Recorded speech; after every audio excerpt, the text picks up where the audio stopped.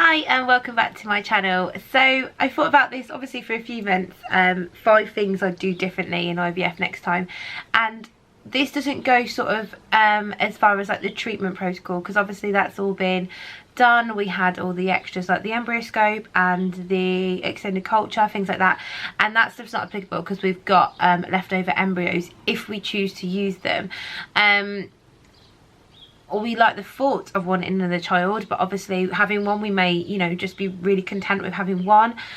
I am already sort of anxious about doing it again because it worked first time. This time it actually makes me a little bit more anxious that it won't next time, but the difference is I'll have a child, so maybe the pressure will feel less, maybe it'll feel more. I don't know, I really don't know.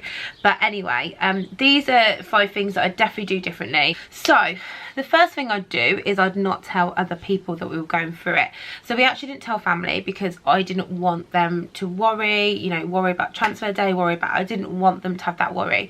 And then Tom doesn't really tell anybody anything anyway, so he didn't tell his family. I told a few friends, a handful of friends, and I thought, you know, I'm going to tell, I think it was like 4 or 5 friends I told, and I thought I'm going to need some support, you know, this is big, I need them to keep me busy in that 2 weeks, and that didn't happen, unfortunately, and I would have coped better not telling anyone, because then I would have known it was just me and Tom getting through this, and I wouldn't have expected to rely on people.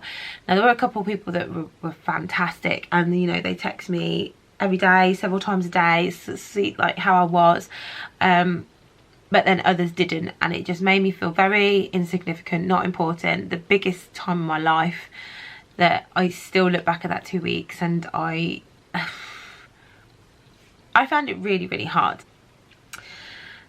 Again, with a 2-week wait, this is number 2, I'd be busier. So again, I thought I was going to have people that would, you know, take me out for coffee, things like that, but that didn't happen.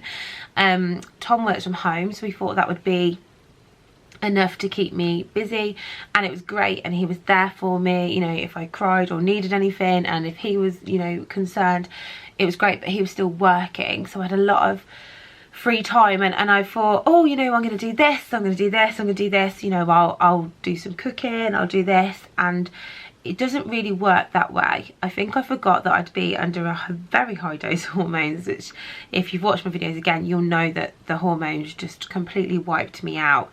And you analyse every symptom you do and do not have, you Google everything.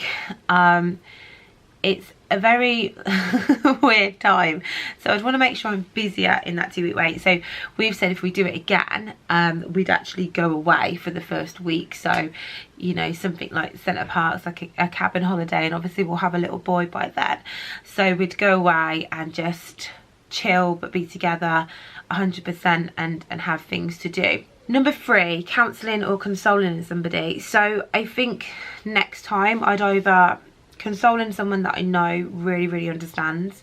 Again, I was looking at those 2 people that I knew that had gone through IVF, so they were great, and they checked in with me quite regularly because they've been through it, and I think that's what you need. And for a few people that have met me through here, they've told me their 2-week wait date, and I've tried to send them some messages, see how they get on.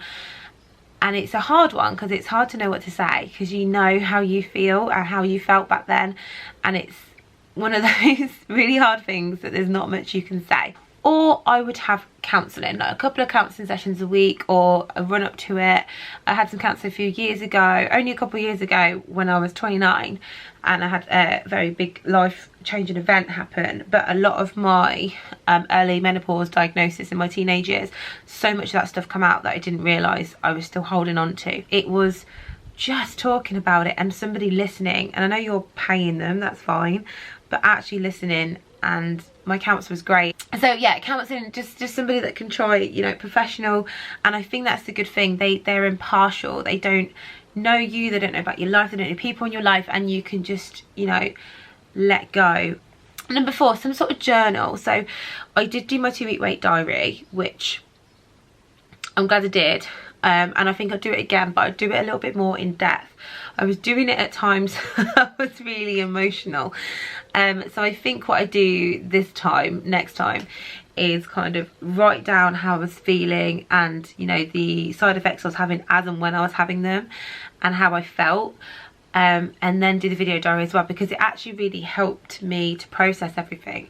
And again, this might sound very self-absorbed, but I watched the video back the other day, and you know, I'm 8 months pregnant now, and it reminded me of my strength. And if you've watched the video I put up the other day, I've been struggling a little bit with the, you know, donor conception part of my pregnancy, and it just kind of highlights the mental strength people go through in IVF, and just to remind yourself that, you know, you've done it and you've been through it. And I think regardless of if you get a positive or negative, everyone deserves a pat on the back who goes through any sort of fertility treatment, in my eyes. Okay, the last one.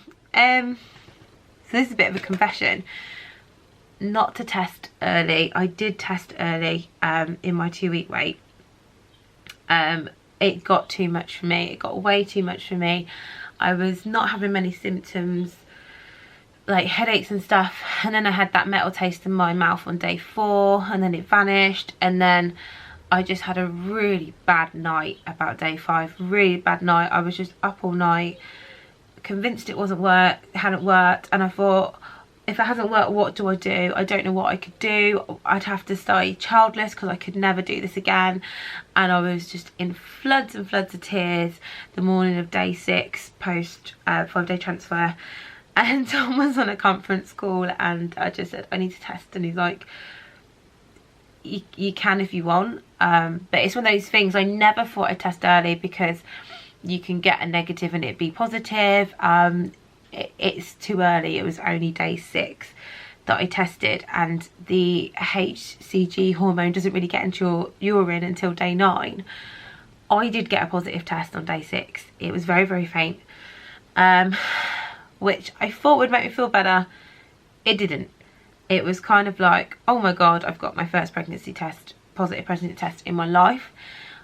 And then I was obsessed. But I just done so many tests. I think I've got pictures on my Instagram. I think I've done 25 pregnancy tests in a week. It didn't ever feel real. It didn't make it any better having these positive tests at all.